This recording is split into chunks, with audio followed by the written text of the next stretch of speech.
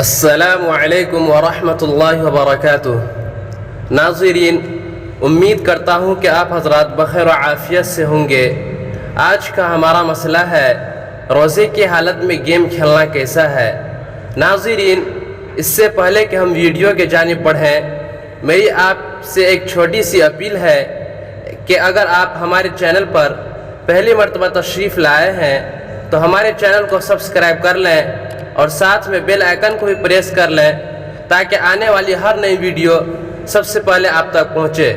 تو چلیے ہم چلتے ہیں ویڈیو کی جانب۔ ناظرین، اس کا جواب یوں ہے، گیم ایک لایعنی چیز اور وقت کی بربادی کا ذریعہ ہے، اور اللہ تعالیٰ نے انسان کو جو زندگی عطا فرمائی ہے اس کا ہر لمحہ ایک انمول موتی سے بھی زیادہ قیمتی ہے۔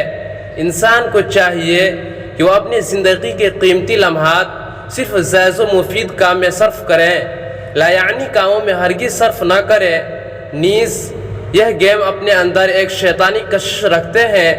جو لوگ گیم کھیلتے ہیں وہ ان کے رسیا اور عادی ہوتے ہیں، اور بہت سی مرتبہ گیم فرائض میں غفلت و لاپرواہی کا ذریعہ بھی ہوتا ہے۔